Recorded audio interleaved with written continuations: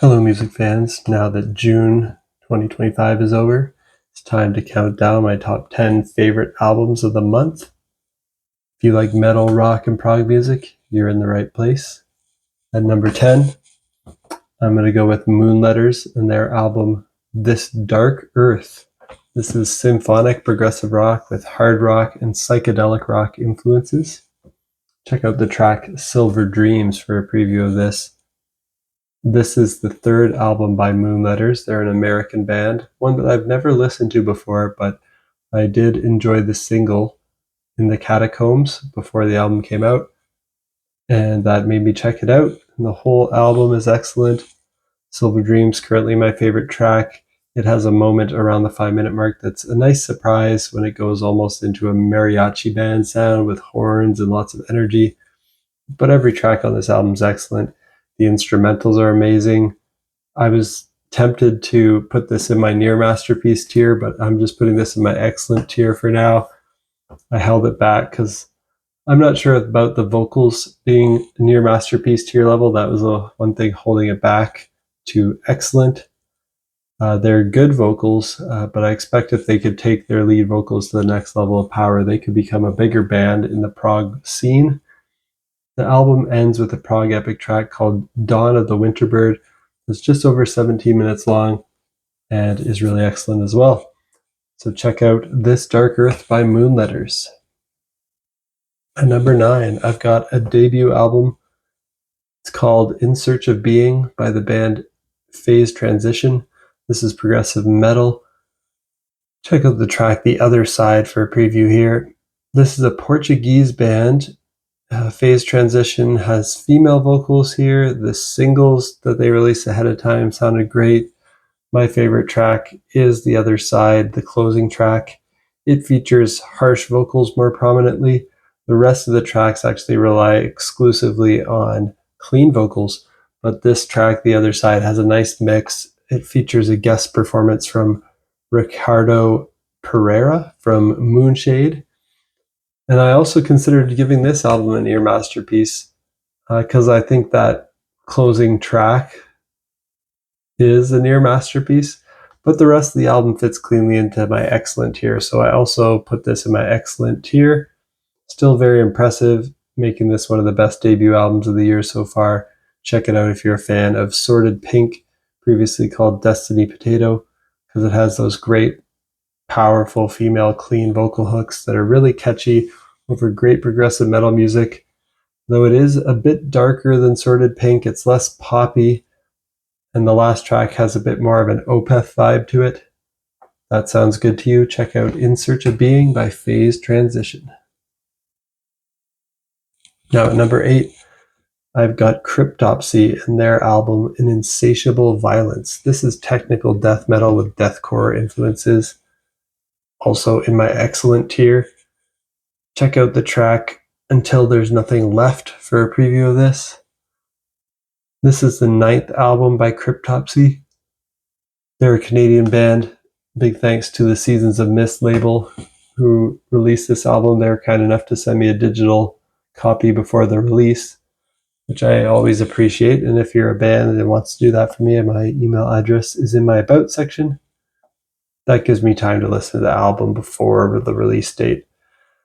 And I wasn't super familiar with Cryptopsy, but I had heard their last album, As Gomorrah Burns, which I thought was very good. They're a crushingly brutal and heavy band, probably the heaviest thing on my list. It's all harsh, growling vocals, great technical guitar playing and drumming. For fans of bands like Archspire and The Faceless, they don't quite go as far on the guitar shredding and speed as those bands, or quite as far into the prog as The Faceless does. But they do dabble a little bit. Cryptopsy focuses more on just being crushingly heavy and brutal. This album continues the sound of the last album by Cryptopsy, but I think they outdid their last one. The brutality levels off the charts on this. You really have to be prepared for that. Really fast drums, harsh vocals, chunky fast guitar riffs. Almost too brutal for me, but I appreciate how there are moments that groove. You can bob your head to it. There's a couple moments where the music slows down a bit. Some of the riffs have much needed melody in the guitar line, so it's not completely void of melody, though I wouldn't go as far as calling it melodic death metal. There were some moments, though, that reminded me of the Black Dahlia Murder. And there are some breakdowns in it as well that go a bit towards deathcore, like Lorna Shore, but I wouldn't call it a deathcore album. If that sounds good to you, check out An Insatiable Violence by Cryptopsy. At number 7, I've got another technical death metal. This one's a bit more progressive. It's also got deathcore influences. It's Xenotaph by Fallujah, also in my excellent tier. This is their 6th album. Fallujah is an American band, and I thought their last album, Empyrean, from 2022 was excellent as well. And I think they also slightly outdid that last one with this new one. Very cool, intricate compositions, great guitar playing and drumming, mostly death growl vocals, but this album has some parts with clean singing. There's also lots of nice, soft, atmospheric, and melodic instrumental sections, so it's not just fast, chaotic death metal the whole time. Check it out if you're a fan of The Faceless.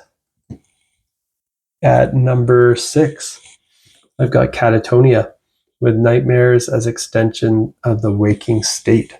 This is progressive metal with doom metal, alternative rock, gothic rock, and progressive rock influences. Check out the track Wind of No Change for a preview here.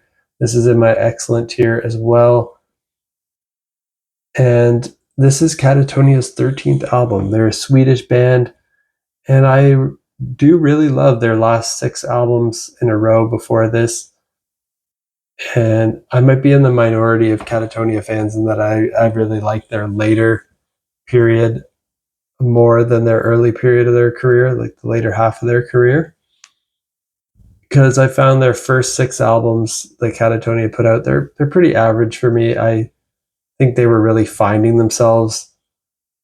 They're interesting as they explore a lot of new genres. They start with black metal, death doom metal, and move into gothic metal, then alternative rock, before they really find what I consider my favorite sound of theirs, which is their progressive metal with doom, alternative, and gothic vibes.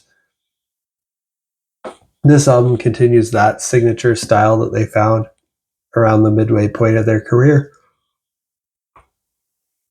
Though I'm not sure it's quite as good as their last album, it's pretty close to being on the same level. So I'm going to put it in my excellent tier. And the only thing I can criticize here is I think Katatonia did play it a bit safe and samey. All their tracks, as usual, have a melancholic, atmospheric prog doom and gloom type of metal sound. I would have liked to see them have moments that were even more proggy and moments that were even more heavy and brutal and hard hitting. It would be great to see them get more intense, more brutal, harsher at some points. Even maybe having some growls or screams would be good contrast. I wonder if they could ever make a happy song. That might actually just be dumb and not work for them, but it'd be interesting if they tried and they made a good one. But I appreciate that they did still take some risks and adventure on this album. They had some more electronic moments. They did Swedish language vocals on one track. They had the Hail Satan moment in Wind of No Change, which was a kind of funny and a surprise to hear, as kind of in their earlier, like very beginning when they were more black metal and death doom, like the satanic lyrics might have made more sense when they had that sound, but now that they're kind of more the soft, atmospheric, melancholic prog metal, it's kind of interesting to hear them reference Satan. But all in all, still an excellent album, excellent listen for me. Songs are well written, well performed, well produced. I know they can do more though, so I'd love to see them push their boundaries and expand, take some more risks on their next one. But if you love everything Katatonia does, I don't see any reason why you wouldn't love this. Check out Nightmares as an extension of the waking state by Katatonia. At number 5, I've got a band that I really love here. That's King Gizzard and the Lizard Wizard with their album Phantom Island. Putting this in my excellent tier as well. Check out Grow Wings and Fly. This is their 27th album, which is crazy that they put out so much music. They're very prolific. King Giz is from Australia. I just love this band. The album was developed alongside of their last one, Flight B741, but Flight B741 contained the more rowdy songs, while this new album, Phantom Island, is a bit more laid back. They add orchestral elements here to the tracks, and for their 2025 tour, they're actually playing this album with a different orchestra in each city. So I think it's cool to hear King Gizzard experimenting with an orchestra. I'm really glad to hear this band continuing to try new things with each album. That's what makes them a really exciting band. And this is an excellent album. I don't love it quite as much as Flight B741, but it's another solid addition to their catalog. Definitely not their best album, but definitely not their worst. I'd probably put it somewhere in the middle of their discography in a ranking, but I love their discography a lot. So mid-tier King Giz album is better than a lot of bands' best albums. At number 4, another band I love is the Deer Hunter with their North American EP. This is progressive rock with indie rock influences. It's not as progressive as some of their other work, but still really interesting composition and songwriting. I'm putting this in my excellent tier. Check out the track Magic Beans for a preview. And they released this on the same day, apparently, as another album, but I don't think the other album's available for streaming. I think it's like a soundtrack to their film, the 2023 North American tour. And that other album they released is all instrumental. So I haven't heard it yet. It's not up on streaming. I don't know if I want to buy an instrumental film soundtrack album from the Deer Hunter. I prefer their more conceptual works with vocals. But this EP here, North American EP, has 5 songs that have vocals. These songs were apparently in the film without vocals, but then they added vocals for this EP. And I think this is probably their best EP they've done, though it's close. They have some other great ones, like, what is it, All Is and All That Should Be or something. I don't remember what it's called. And then they had all their like color spectrum EPs, which are pretty cool too. So they've done a lot of good EPs, but this is up there. And it makes me look even more forward to a full studio album from them. The songs here are a bit more straightforward, a bit more normal sounding than what the Deer Hunter typically does.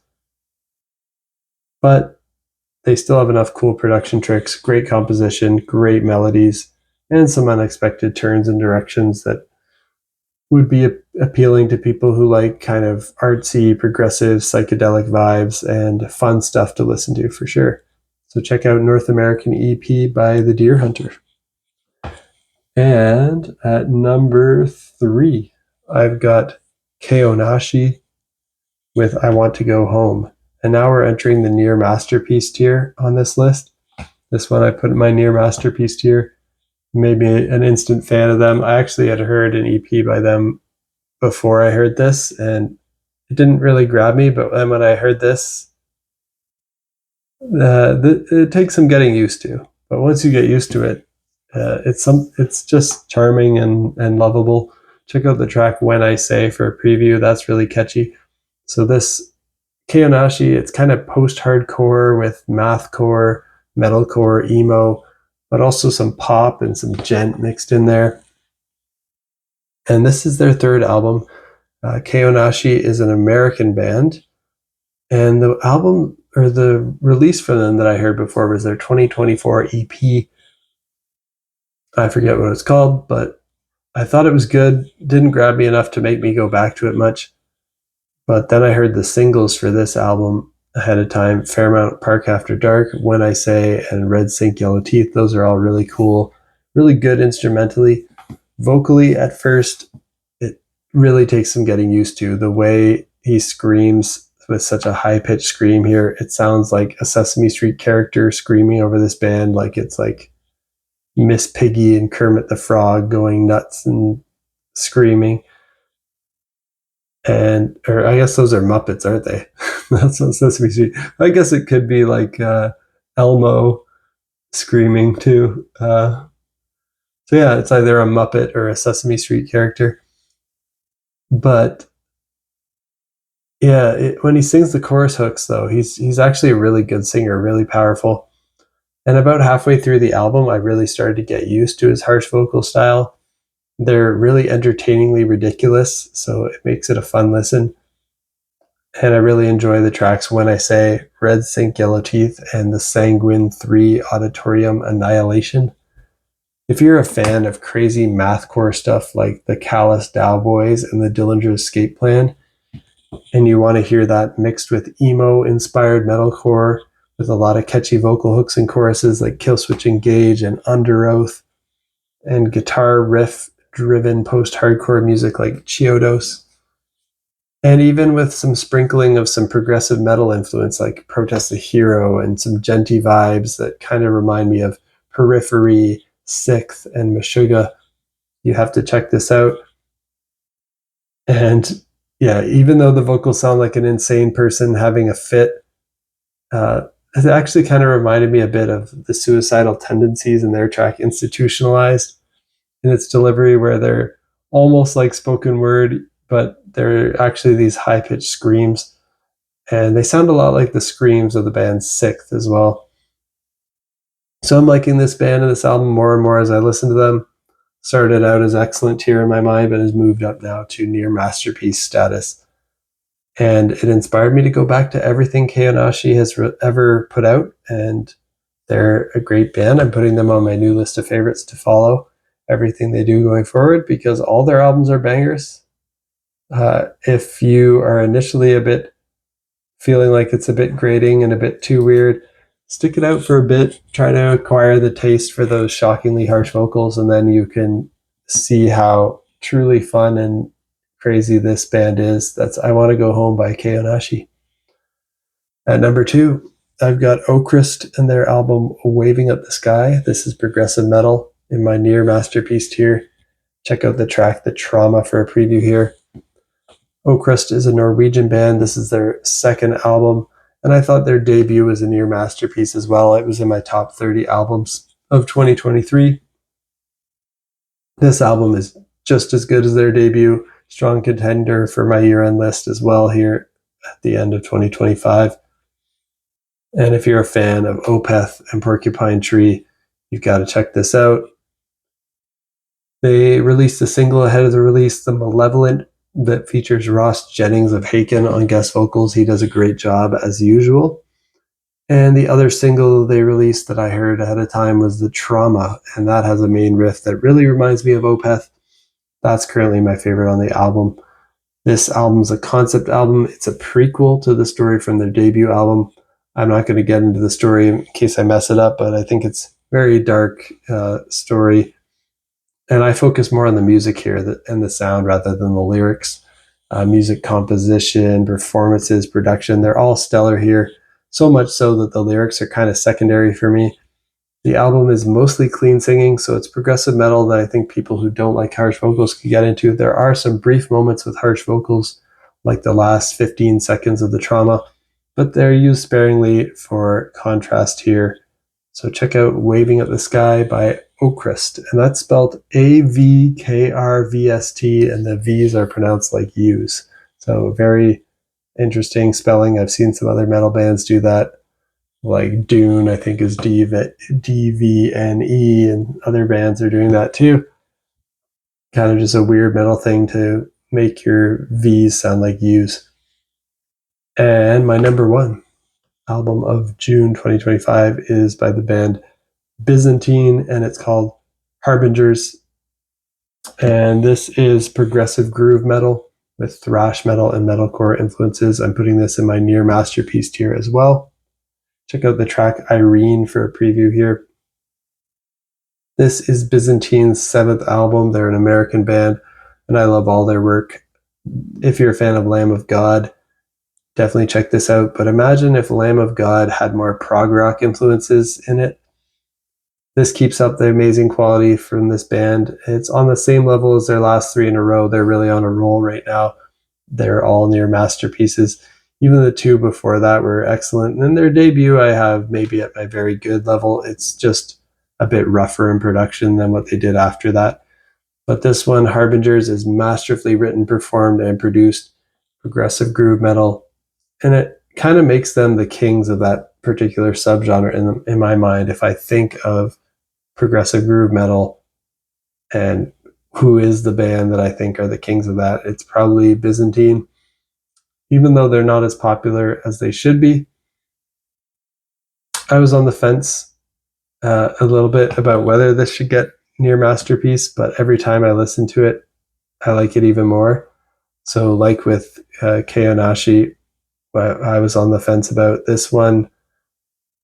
When I keep wanting to listen to it more and more, and every time I listen to it, I like it more, that's kind of a sign that it's a grower into a near masterpiece level rating. And that's what happened here. My favorite track at the moment is Irene, the closing track, but every track is great. You can't really go wrong with this album. So check out Harbingers by Byzantine. And that's it for my top 10 albums of June 2025. What do you think of these albums? Let me know down in the comments. And did anything else come out recently that you think I might enjoy? Also let me know. What are your top 10 favorite albums of June? Or if you didn't hear 10 or don't feel like typing out 10, top 5 or top 3, or just what's your favorite? I'm curious to know that. And as I said at the beginning, if you like metal, rock, and prog music, you're in the right place. I talk about it weekly. I give my first impressions of new albums that came out that week. Monthly, I give my top 10 albums that came out that month.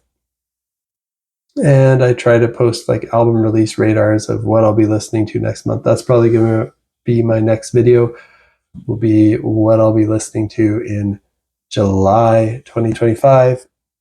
And now that we're at the midway point of the year, I should probably do a recap of what my favorite albums of the year are so far. And maybe I'll make some videos at some point this year talking about older classic music. Honestly, just keeping up with the new stuff is keeping me busy, so I don't have much time to even make videos about old classics, but I do like a lot of older progressive rock classic music and older metal and stuff like that, and even just classic rock. So yeah, I would love to make some videos on that. If you have a good video idea for me as well, any topics that you want to see me cover, leave those down in the comments as well. And stay tuned for next time. Peace out.